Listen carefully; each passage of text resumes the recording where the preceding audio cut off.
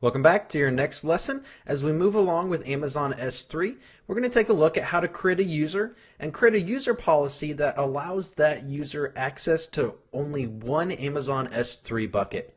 Now, as business owners, entrepreneurs, or even bloggers, this is useful because we work with contractors or employees that would allow you or require you to have them upload data to Amazon S3.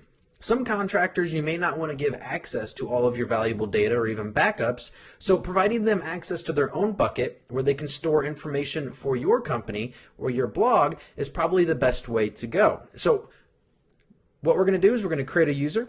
We're going to create a user policy that gives them access to one bucket and no other bucket, and then I'll demonstrate what information you need to give them in order for them to connect to Amazon Web Services. There's two ways they can connect. We're going to demonstrate with Amazon S3 Fox or S3 Fox on Firefox, much like we did in the previous lesson, but you can also set up control panel access. So what we need to do is we need to click on our services, go to IAM. It's the Identity Access Management Console by Amazon Web Services. We're going to create an individual user. So we'll create a new user. We'll call him Jeff. Jeff is our username. We're going to generate an access key for each user, and this is how they're going to connect to it. Okay, now we're going to download these credentials. We're going to keep those in our back pocket while we go create our user policy. Now, these credentials are ones that we just used on our own setup. It's a access key and then secret access key that allows us to connect to Amazon Web Services through either code or third-party tools. Now with Jeff, we can actually go on security credentials and we can create a password. We can manage the password where if we wanted, we could give them this URL, or well, this is the URL to mine, but you'll have yours in an individual place there, and they can log in to your individual Amazon Web Services account. So you get your own login with it, as we just demonstrated. Okay, but we're going to demonstrate how to open and use with S3 Fox. Let's get back into our IAM Identity Management Console. And I accidentally signed out of the account, so we're going to sign back in using our AWS credentials because those are our root administrator privileges.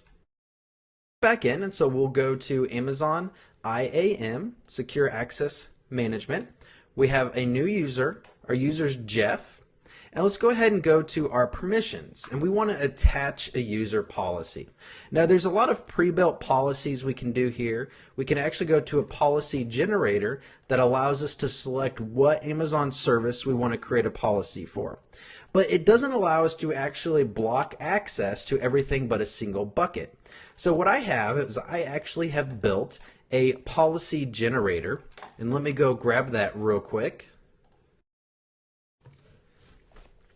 And here it's a JSON policy. We're not going to talk about the syntax of this or what it means. This is actually downloadable for you, and all you'd have to do is go to the custom policy and enter this in here.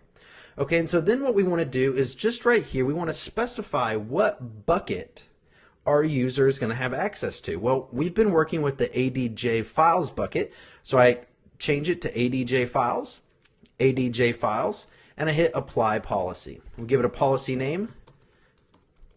Jeff only has, or we'll just call it Jeff policy.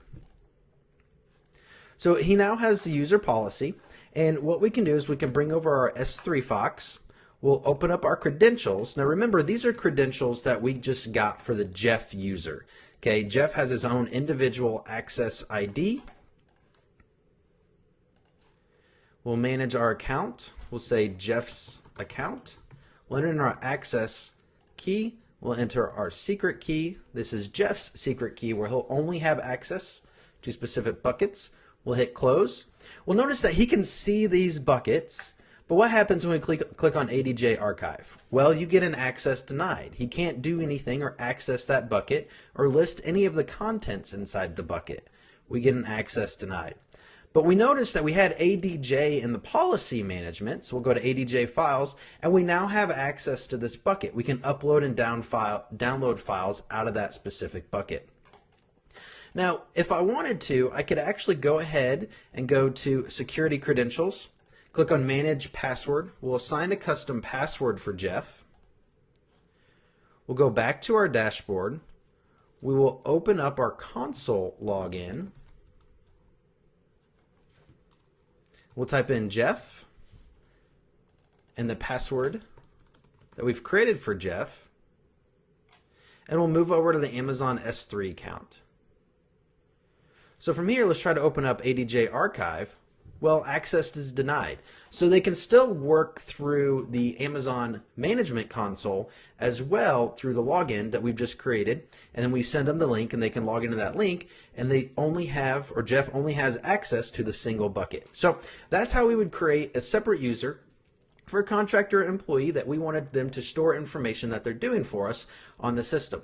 So if you have any questions, please feel free to ask. Else, go ahead and complete your lesson, set this up and practice a little bit, and move on to the next lesson.